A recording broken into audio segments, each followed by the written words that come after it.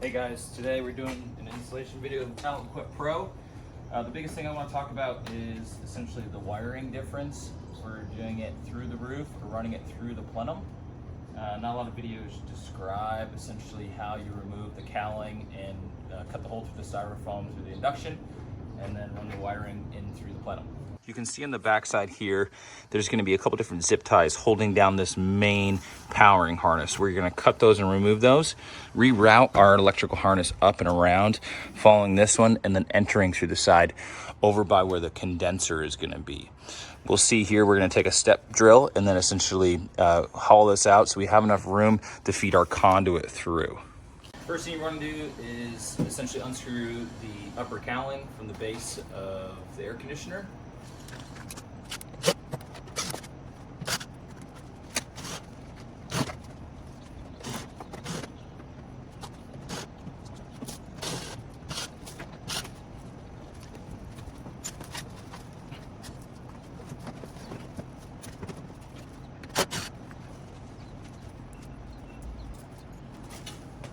There's going to be a total of 12 machine screws holding on the upper cowling to the base. You simply just pull the base off, set it aside.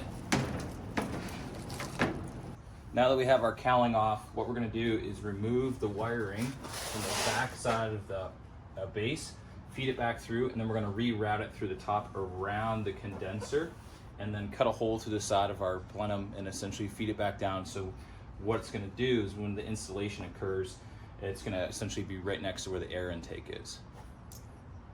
You can see on the backside here, there's going to be a couple different zip ties holding down this main powering harness. We're going to cut those and remove those, reroute our electrical harness up and around, following this one, and then entering through the side.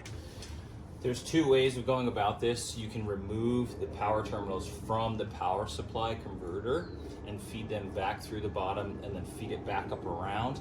Or you can cut off the end terminals here that you see. For myself, I'm using a Victron Links distributor, so I don't need the breaker that comes and fuse box that comes up from the factory. So I'm going to be snipping these off anyways. That's the way I did it. You can do it either way. It's pretty straightforward. You have a positive and negative terminal. Just remove essentially the screws holding them down to the power converter and then feed it back through.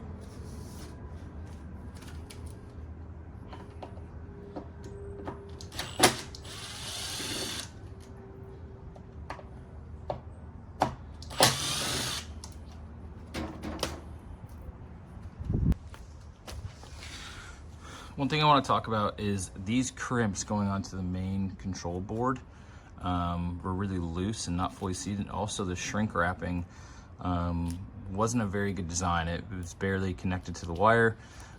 Moisture could have easily got in. So one thing I recommend is always check your connections, and if need be, just re-shrink this. I also added a piece here to remove some pressure so I can actually fully seal up this connection going from the control board, routing the wiring down through the plenum.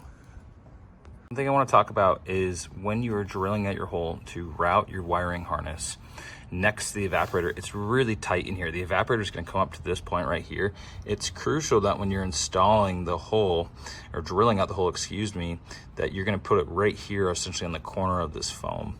The last thing you want to do is hit this condenser and then you have to replace the whole unit, recharge it. It's a nightmare. So big thing is, right here on the side of this corner, you're going to want to put your hole.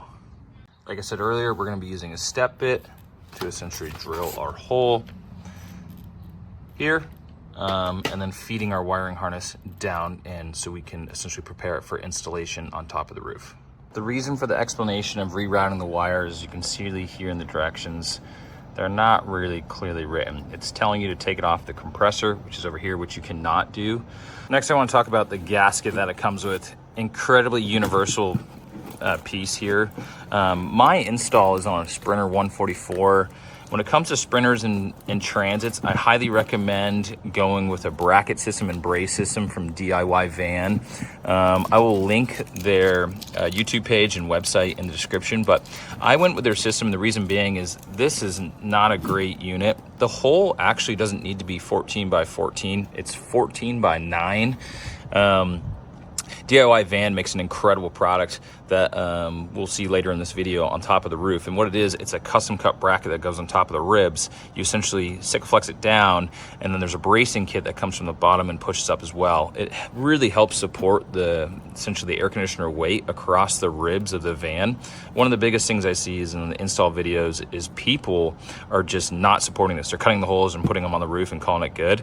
It's an incredibly heavy thing to have bouncing around down the road. And the sheet metal on the roofs are pretty thin. You know, they're not really meant to support that much weight. The ribs of the van are. When you have the bracing kit on from the bottom side, what it does is it takes that load and puts it into the actual ribs of the van, giving it more support and making it a much more rigid install. Another thing I'll be going with is their seal kit as well, which is custom cut and made for the adapter for the Outback air conditioner. Once again, that will be linked in the description, but that is a great product. It's a little bit more money, but it's going to make everything from cutting the whole installation of everything and sealing everything of the air conditioner 100 times easier. Now for the installation of the rooftop unit into the physical vehicle, in this case a Sprinter 144, I highly recommend zip tying the harness to make it really easy to feed to the hole. Once again, we've used the DIYvan bracket, which makes a huge help when installing the actual air conditioner. Now we're going to install our studs into the bottom of the air conditioner. There's a total of 4 studs holding it in. This is our DIYvan's bracket right here. This is essentially going to be what the bracket actually screws up into with the 2 support brackets that it comes with that run across here. With the DIYvan's installation kit, it's going to come with this bracket that's going to fit in the ribs for the Sprinter and Transit, depending on which one you have. Makes it a lot better for supporting the AC on the roof versus the foam blocks they give you.